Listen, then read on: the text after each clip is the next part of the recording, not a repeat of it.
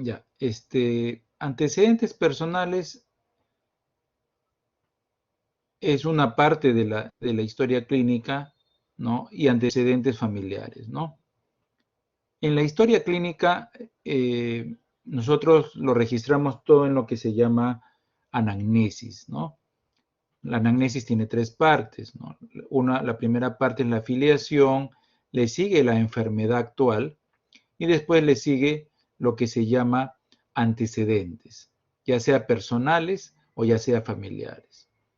Los personales se subdividen en generales, fisiológicos y patológicos. Y eso es lo que vamos a repasar el día de hoy, ¿ya? ¿Cómo es que se dividen?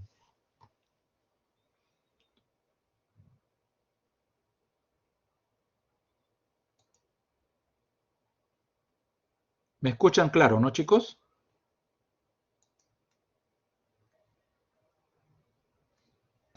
Sí, doctor. Doctor, se la escucha. Ya. En cuanto a antecedentes, todo antecedente hay que registrarlo en la historia. A veces uno cree que es suficiente con los datos de filiación o es suficiente con los datos de enfermedad actual, ¿no? Pero hay muchas cosas que el paciente, necesitamos saber mucho del paciente para poder hacer un buen diagnóstico. Y esto ya se complementa antes de la exploración física, antes de realizar el examen físico, todo esto se complementa con lo que es, ¿no?, el registro de antecedentes, ¿no?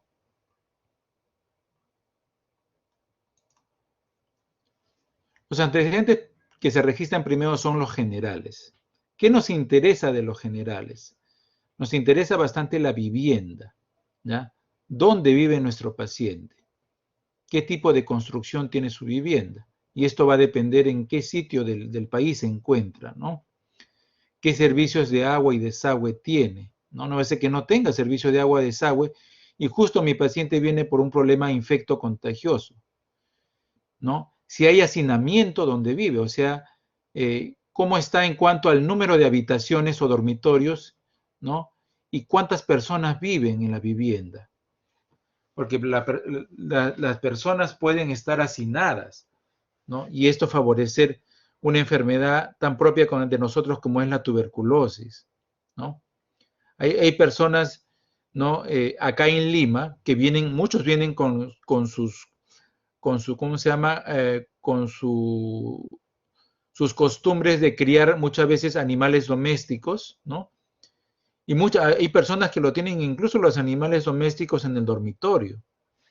Entonces hay que recordar que esos animalitos también tienen problemas a veces que nos pueden contagiar. Todo eso hay que registrarlo.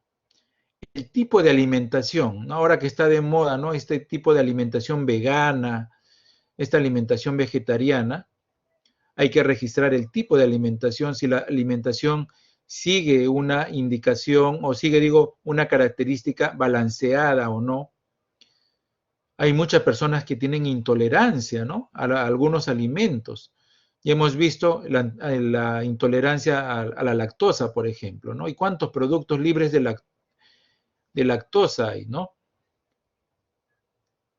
Entonces, eso es importante, ¿no? Hay alimentos libres de gluten, ¿no?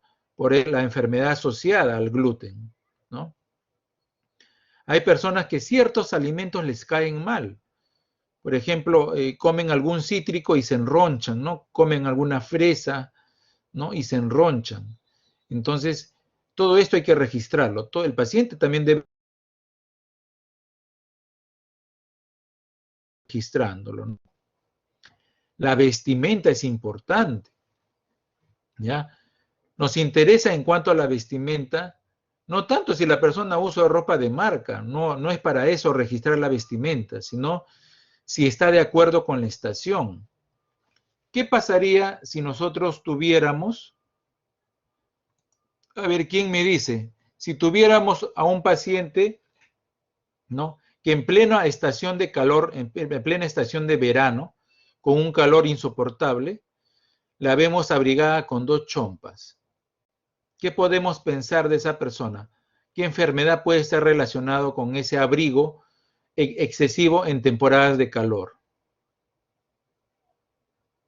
¿Alguno de ustedes sabe? o presume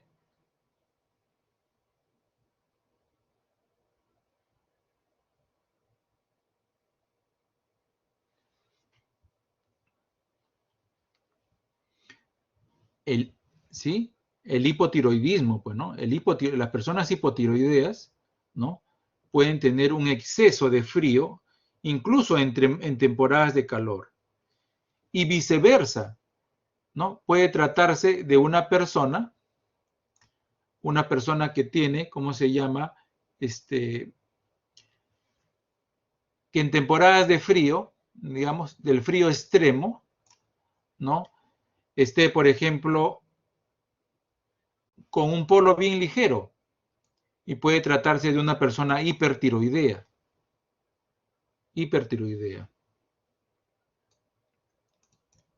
Entonces, para eso es el registro, ¿no?, de la vestimenta y ver si tiene relación, ¿no?, relación con la estación.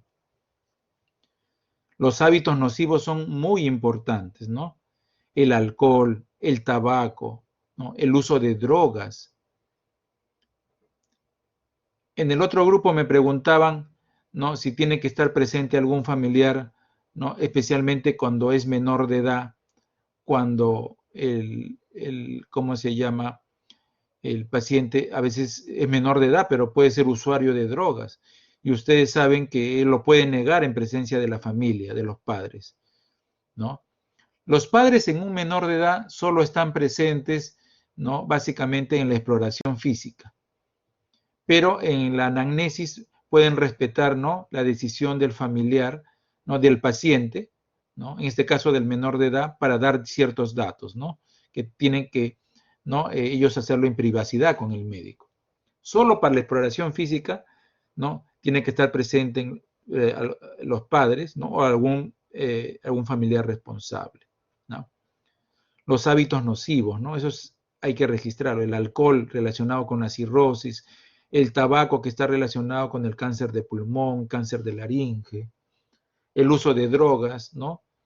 Ver la cantidad y la frecuencia, eso es importante, registrar todo eso, ¿no?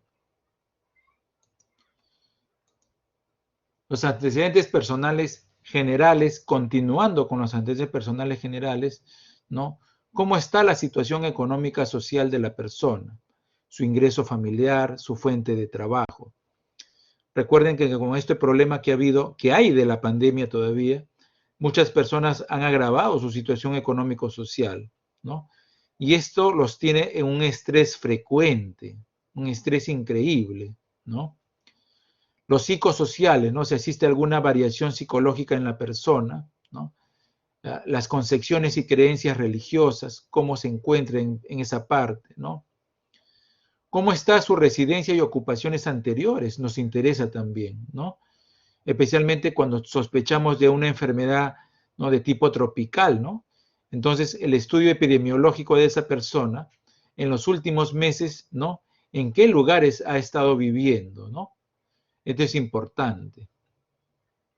¿Cómo está su historia de inmunizaciones? Igualito, en la pandemia, ustedes han visto que hubo un problema de difteria, ¿no? Que las personas, como ya no salían a las postas, ¿no?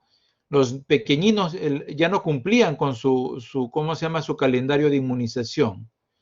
Y algunos pequeños, ¿no?, hicieron difteria, y no solo eso, le contagiaron a las personas que los cuidaban, ¿no? Entonces, esto es importante, ¿no? Ver si la persona a lo largo de su vida, ¿no?, ha recibido todas sus inmunizaciones, ¿ya? En antecedentes generales también se registran, ¿no?, las alergias a los medicamentos, ¿ya? Alergias a los medicamentos, ¿ya? Alimentos, ¿no? Como hemos visto en la anterior, alergias a alimentos, ¿no? Alergias de contacto, ¿no? Esos son parte de sus antecedentes personales en general, ¿no? Si la persona a lo largo de su vida ha recibido alguna transfusión sanguínea, ¿no? Aunque esto de acá tiene bastante valor, especialmente para el cirujano, reportar su grupo sanguíneo de la persona, ¿no? y con mucho cuidado en aquellas personas que ya han recibido transfusiones sanguíneas y que, por ejemplo, ¿no?, han hecho reacciones transfusionales. Las reacciones transfusionales pueden ser desde un simple rash, o sea, enrojecimiento de la piel, ¿no?, a cuadros severos de shock, ¿no?, neurogénico en el paciente, shock hipovolémico puede haber, ¿no? Puede haber incluso hasta una convulsión como reacción transfusional. Entonces, es necesario muchas veces comunicar todo esto, ¿no?, a las personas responsables. Digo, a registrarlo en historia clínica, ¿no? A veces, si no los dice el familiar, ¿no?, nos tiene que decir también el paciente, ¿no?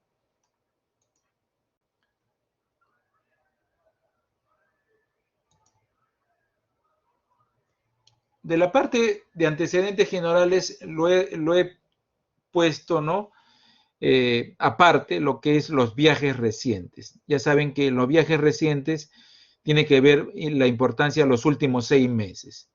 Y especialmente viajes a zonas endémicas, ¿no? Viajes a zonas de la selva, por ejemplo, en la cual puede haber zonas endémicas de malaria, zonas endémicas de enfermedad de Chagas, ¿no?, de hepatitis B, de hepatitis C, ¿no?, de dengue, por ejemplo, ¿no? Entonces necesitamos, si la persona ha estado en los últimos 6 meses en alguna de estas zonas. Yo sé que eso está actualmente limitado por la pandemia, pero hay que registrarlo, ¿no?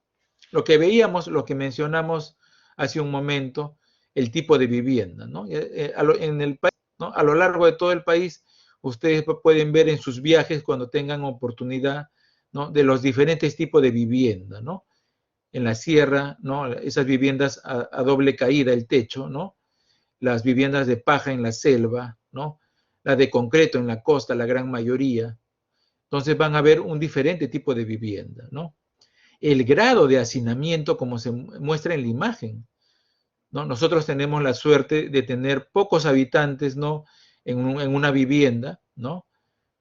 Y muchos tienen la suerte, ¿no?, de tener un dormitorio para cada habitante de la casa, ¿no? Pero en muchos lugares no tienen esta suerte y muchas veces no tienen un dormitorio adecuado, de tal manera que todos viven en un mismo lugar, en una misma habitación, ¿no? A esta no correspondencia entre habitantes y número de habitaciones, ¿no?, es lo que se llama hacinamiento, ¿ya? Y eso tiene mucha relación con las enfermedades infectocontagiosas. Las inmunizaciones tienen un valor importante, ¿no?, y su registro, ¿no?, en un carnet de inmunización bastante importante, ¿no? Hay padres que son bien responsables y a sus hijos los tienen en sus controles de niño sano, ¿no?, con todas sus vacunas, ¿no?, todas las vacunas, ¿no? Pero muchos padres no son responsables, ¿no?, y no les interesa si sus hijos son vacunados o no. La historia de alergias en el joven, ¿no?, a veces de alergias a medicamentos o alergias alimentarias, bastante importancia registrarlo en la historia. Una vez que hemos salido ya de registrar los antecedentes generales, nos pasamos a registrar los antecedentes personales pero fisiológicos de la persona, ¿sí? Y hacemos una diferencia, ¿no?, circunstancial entre lo que es la edad y el sexo, ¿no?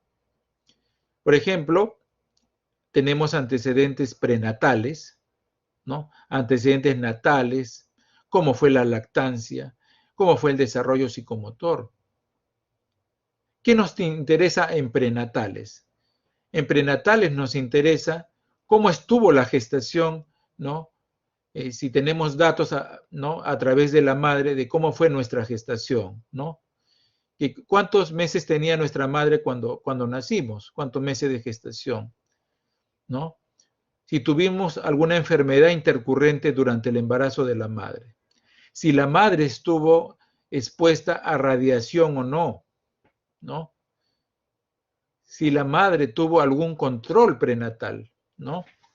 Yo me acuerdo haber visto de interno, cuando era interno de pediatría, ¿no? No, de interno de obstetricia, como algunas madres que no habían tenido ningún control prenatal y venían solo para la atención de su parto, o sea, no tenían la hoja de control prenatal, solo venían para la atención de su parto, ¿no? Y si no ha tenido control prenatal, no se ha podido detectar ninguna complicación adecuada. Y muchos de estos embarazos en los cuales no tienen control prenatales son los que presentan complicaciones, ¿no? Y muchos nacen con el producto muerto, ¿no? Peor, cualquier cosa cualquier problema del embarazo que pudo detectarse en el control prenatal no lo hicieron. Entonces, esto se observa frecuente en nuestro país. Personas que solo van a la atención de su parto, pero no se hacen control prenatal. En los antecedentes natales nos interesa la edad gestacional, si hubo o no inducción al parto, ¿no? Con qué Adgar nació el bebé, ¿no?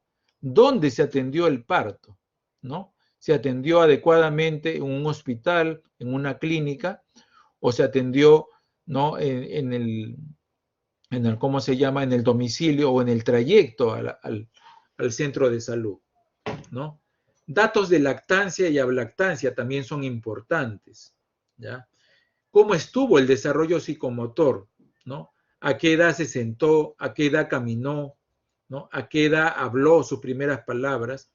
Eso es importante en el desarrollo de una persona. Probablemente esos datos sean más importantes para aquella persona, ¿no? que está haciendo el registro o la historia clínica de un niño. Probablemente sea más importante, pero nosotros, de lo posible, ¿no? En el paciente adulto también tratamos de registrarlo. El control prenatal es importante en detectar complicaciones durante la gestación o posteriores a la gestación. Cómo ha estado el desarrollo psicomotor del bebé, ¿no? Si ha logrado todo de acuerdo a su edad, ¿no? Eso es importante. En la mujer, a diferencia del varón, se le toman otros datos ginecológicos como son la menarquia, que es la primera menstruación, a qué edad fue, el régimen catamenial, ¿sí? El régimen catamenial, o sea, cuántos días regla y cada qué tiempo. Eso se llama régimen catamenial. Por ejemplo, una mujer que regla 5 días, ¿no? Y regla cada 28 días, su régimen catamenial es 5/28, ¿no? La fecha de la última regla normal, importante para detectar algún atraso, ¿no? La posibilidad de una gestación. La actividad sexual, ¿no? ¿Cuándo fue su actividad sexual? La edad de inicio, la frecuencia, el número de parejas sexuales que ha tenido, ¿no? Y actualmente también se interroga sobre la preferencia sexual. Siempre tomar estos datos, ¿no? En privacidad del paciente, siempre con mucho tacto, ¿no? Y siempre con mucho respeto, ¿ya? En el caso del menor de edad, ¿no? Estos datos se toman, ¿no? Recuerden, ¿no? En privacidad, ¿no? Solo en presencia de los padres obligatorio es la exploración física, pero en la anamnesis se puede hacer en privacidad. A la mujer también se le toman los datos obstétricos, ¿no? El número de partos, el número de cesáreas o el número de abortos, ¿no? ¿Cuántos fueron parto eutóxico, o sea, parto normal? ¿Cuántos fueron parto distóxico? O sea, con alguna complicación o cesárea, es parto distóxico, ¿no? ¿Cuántos fueron abortos, ¿no? Y cuántos fueron espontáneos o provocados? Esto es importante en los antecedentes obstétricos. El parto a término, el parto pretérmino. Existe, por ejemplo, una fórmula obstétrica para el historial obstétrico de la persona, ¿no? La menopausia o climaterio también se registra en la historia clínica, ¿no? La mujer peruana, ¿no? Regla entre los 40, tiene la menopausia entre los 48 y 52 años, promedio de 50, ¿no? A veces puede ser un poco más adelante, después puede ser, ¿cómo se llama? Más tardío, ¿no? Si presentó climaterio o no, Todo esto es importante. En el grupo pasado me preguntaban cómo es lo de la fórmula obstétrica, ¿no? La fórmula obstétrica considera básicamente una G de gato, ¿no? Que es de gestaciones, cuántas gestaciones ha tenido, y la P de para, que es de partos, ¿ya? La G, ¿no? La primera rayita al costado de la G incluye el número total de embarazos, incluido el actual, el número total de embarazos. Y ustedes pueden ver ahí en la P al costado a 4 rayitas. La primera rayita corresponde cuántos nacieron a término. La segunda rayita, cuántos nacieron prematuros o pretérmino. La tercera rayita, cuántos acabaron en aborto, número total de abortos. Y la última rayita dice el número de hijos vivos en la actualidad. Entonces, esto es importante, pues, ¿no?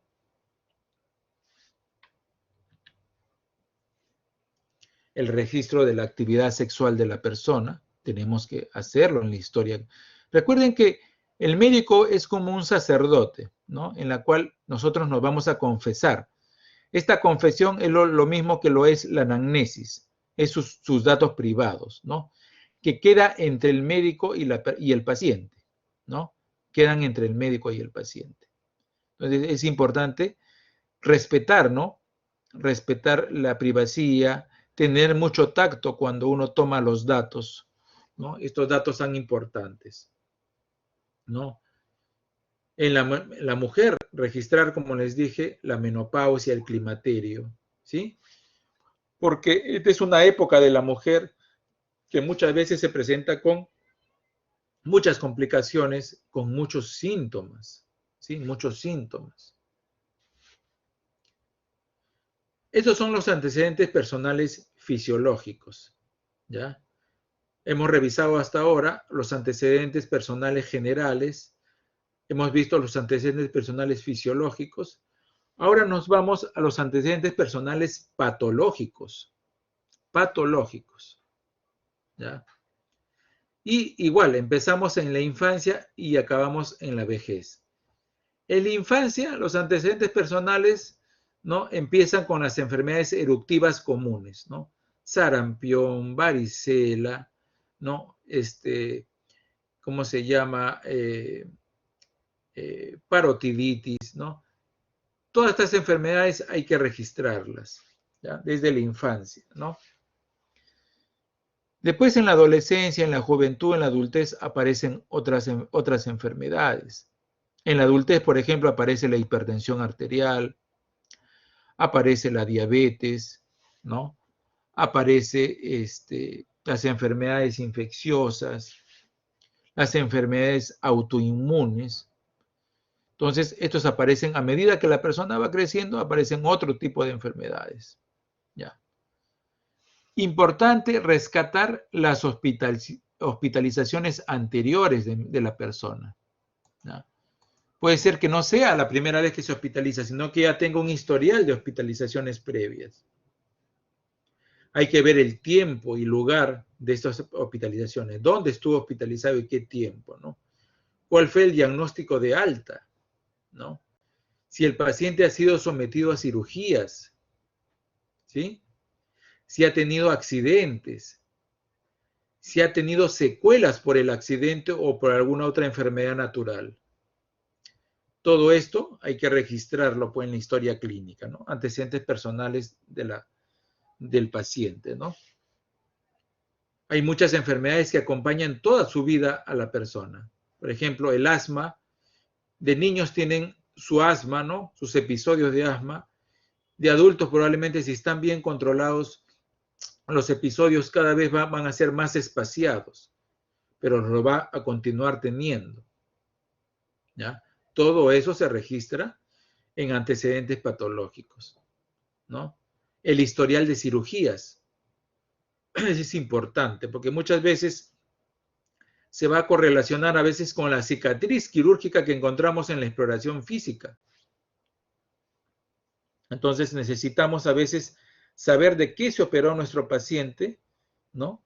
para ver qué historial tiene, porque muchos pacientes probablemente se olviden de mencionarlo, pero a la exploración física vamos a encontrar una cicatriz y estamos obligados a preguntarle cómo se originó esa cicatriz. Y llegamos a las enfermedades comunes de la persona anciana, ¿no? de la tercera edad, ¿sí? Las personas que quedan con alguna secuela neurológica o no se pueden valer por sí mismas, las personas que quedan dependientes por necesidad de oxígeno, todo eso hay que registrarlo, pues, ¿no?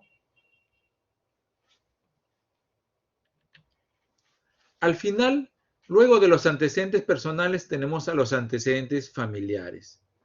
Con eso acabamos, ¿no? La clase, ¿sí? ¿Y qué nos interesa en cuanto a enfermedades? Nos interesan las enfermedades del padre, de la madre, de los hermanos y los abuelos, familiares cercanos, ¿ya? No nos interesan las enfermedades de los primos, de los tíos, no, de los más cercanos posible, ¿sí? Su causa de muerte, puede ser que la causa de muerte tenga relación bastante, ¿no?, con la enfermedad actual de la persona. Enfermedades hereditarias, ¿no? Si detectamos una enfermedad o una enfermedad hereditaria que varias personas de la familia ya la han tenido, hacer un árbol familiar, ¿ya? Hay pacientes que, si bien es cierto, hay enfermedades cercanas en la familia de tipo no tumoral, de tipo no rara, que puede ser una enfermedad infecto-contagiosa, por ejemplo, la tuberculosis, que lo pueden tener varias personas de la familia, el dengue, ¿no?, varias personas de la familia, la brucela, varias personas de la familia. Entonces, también necesitamos registrarlas. Ahí tenemos, por ejemplo, chicos, miren, un árbol genealógico. Donde está la flecha están los pacientes, ¿no? Varón o mujer, en círculo varón y en cuadrado mujer, ¿sí? Ahí está. Ellos son los pacientes, digamos, ¿no? De esa generación son todos, tanto los hijos como los. En la generación anterior, ¿no?, hay un varón que no está afectado, pero hay 4 mujeres afectadas, ¿sí? 2 varones que no se sabe y 4 mujeres que no se sabe su historial, ¿ya? En la anterior generación tenemos a la persona que no es afectada en negro, ¿no?, y a la persona afectada en cuadrado azul, ¿no? Y de ahí regresamos a los abuelos, ¿no?, en los cuales tenemos, ¿no?, a la mujer no afectada, pero al varón sí está afectado. Entonces, nosotros en base al historial de la familia podemos hacer un árbol genealógico. Muchas enfermedades, ¿no?, se heredan a veces, ¿no?, genéticamente. Por ejemplo, a la mamá que ha tenido cáncer de mama, la hija que tiene cáncer de mama. Entonces, el gen de cáncer figura en la familia. No necesariamente del mismo cáncer. A veces en una familia hay historia de cáncer de mama, de cáncer de pulmón, de cáncer gástrico, ¿no?, de varios tipos de cáncer en un mismo grupo familiar, ¿no? A veces cánceres diversos, pero hay una tendencia de cáncer en muchos grupos familiares.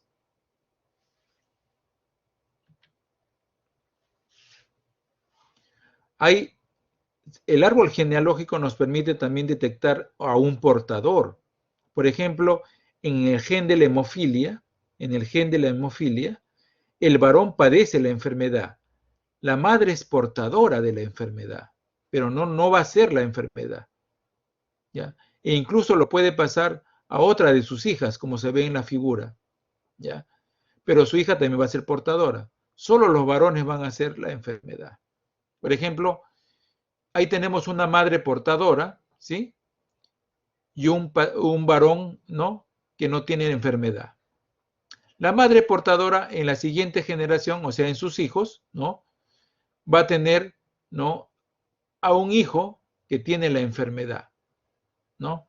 A una hija que es portadora, va a tener a un hijo y a una hija sana, ¿ya? Entonces, miren, cómo se transmite este gen de la hemofilia.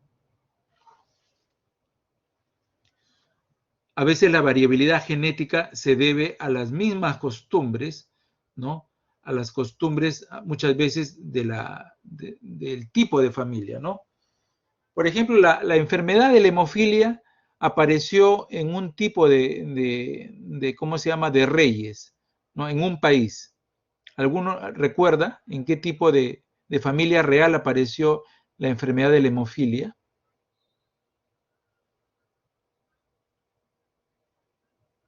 ¿Tienen algún dato, chicos? Si no me equivoco, Graham dice en Inglaterra. A ver. La casa de los Habsburgo, A creo. Ya, está bien, pero otra casa real. En Asia, por ejemplo, en España también, ¿ya? Una que fue ¿cómo se llama? En los zares, en Rusia. La familia real rusa, el último de los hijos del zar Nicolás II, ¿no? Tuvo hemofilia, ¿no? Y la hemofilia en esta familia real apareció porque no había variabilidad genética. Se casaban entre primos, se casaban entre hermanos para ¿cómo se llama?, perpetuar el mismo linaje, ¿ya? Entonces, como dice Graham ahí, ¿no?, mantener el mismo linaje, era la idea, ¿no? Entonces, no había variabilidad genética y aparecían este grupo de enfermedades, ¿no? Y aquí hay mucha historia en esto de la hemofilia del príncipe, el hijo de los zares, ¿no? Porque el príncipe, la hemofilia es una enfermedad que provoca bastante dolor en articulaciones, dolores musculares. Y ningún médico de la época podía controlar los dolores del hijo del zar, del príncipe.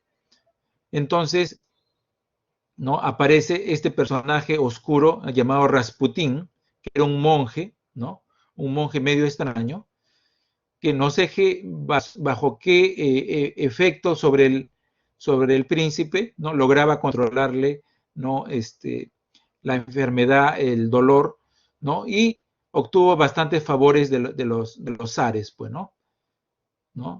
Entonces, ese es un poco de historia en cuanto a esta enfermedad de hemofilia, ¿no? Y esta sería la última lámina. ¿Tienen alguna pregunta en cuanto a antecedentes, chicos? Antecedentes generales, personales fisiológicos, personales patológicos o familiares. ¿Tienen alguna duda, alguna pregunta?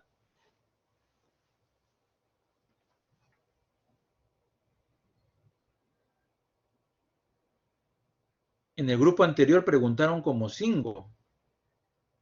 A ver, alguno de ustedes alguna pregunta en cuanto... A ver, Edilberto Guamaní, dime.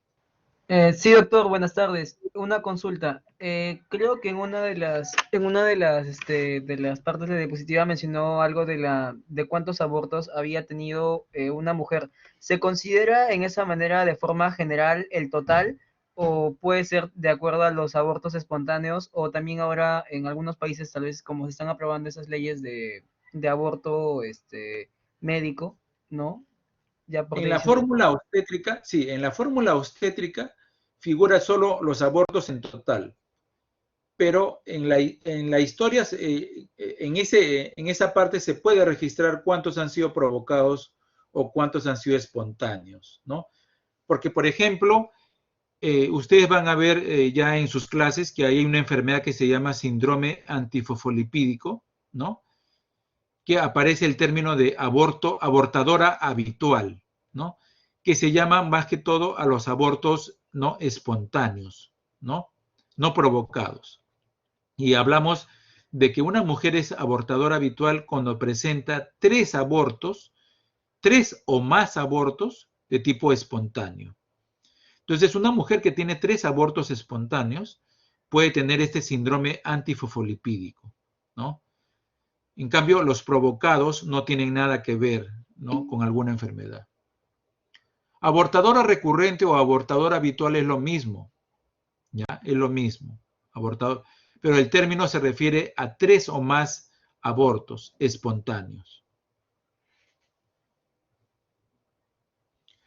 Ahora, ¿por qué la Ok, mujer doctor, hace muchas gracias. aborto? ¿Por qué hace aborto habitual? Porque en esta enfermedad llamada síndrome antifosfolipídico, ¿no? Se producen trombosis, ¿no? En cualquier parte del cuerpo, puede ser una trombosis cerebral, una trombosis venosa profunda o una trombosis placentaria. Entonces, la trombosis placentaria es la que genera el aborto habitual. ¿Alguna otra pregunta en cuanto a antecedentes, chicos? A ver, Carol Claudio, dime.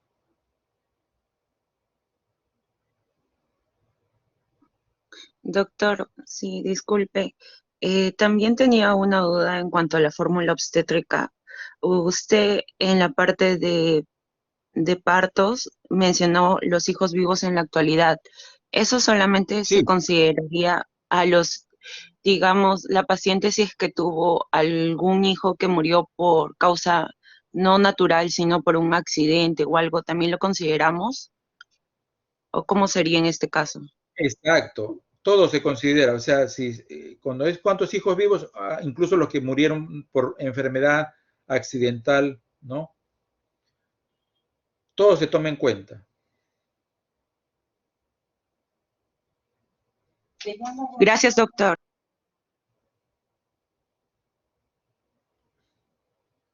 ¿Alguna otra pregunta, chicos? Sí, doctor, disculpe, en cuanto a viajes Dime. recientes, ¿hay algún tiempo a considerar exactamente, un rango en días o meses? Sí, utilizamos de 3 a 6 meses, ¿no? Cuando son enfermedades tropicales, 3 a 6 meses es nuestro valor que tomamos. Ya viajes que estén cerca al año ya no tienen importancia, pero de los últimos 3 a 6 meses sí, para enfermedades tropicales. Ok, doctor, gracias.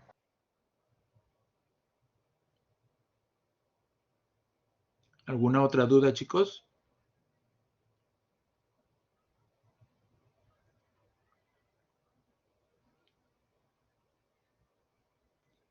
La clase la voy a subir al aula virtual, ¿ya, chicos? Para que puedan revisarlo. Algunos que no han estado toda la clase, para que la puedan revisar de manera completa. Doctor, disculpe, y en cuanto a la gestante, usted dijo que también hay que considerar los controles prenatales. ¿Cuántos tendríamos que considerar para decir que es una gestante controlada? Mira, en los controles prenatales, ¿no? La hoja de control prenatal, que es un formato del ministerio, que se usa también en la clínica, en la parte privada es el mismo formato. Si la persona ha tenido la pérdida de un control, o sea, un control mensual no ha ido, no hay problema, ¿no? Pero aquella persona que ha tenido 3 controles prenatales que no, ¿cómo se llama? Que no acudió, ¿no? Es importante, ¿no? Se va a hacer una ecografía en el primero, segundo y tercer trimestre tratando de descartar alguna alteración en la evolución, en el desarrollo del bebé, ¿no? Pero la persona en lo posible debe estar presente en todos sus controles prenatales, ¿no? Ya la presencia de 3 controles que no haya acudido nos habla un poquito también de la irresponsabilidad, ¿no? Muchas veces de los padres, porque esto es un problema de pareja.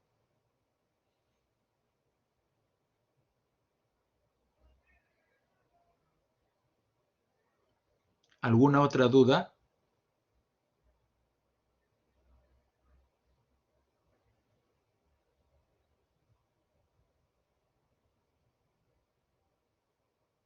En generales, ¿no tienen dudas en antecedentes generales o antecedentes familiares?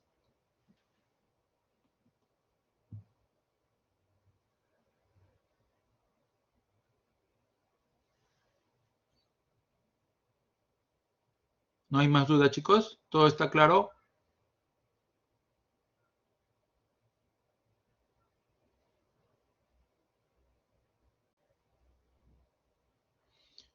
Ok, chicos, si ya no hay más preguntas, damos por terminado la clase, ¿ya? Voy a subir en este momento, voy a subir la clase al aula virtual para que tengan acceso, ¿ya, chicos?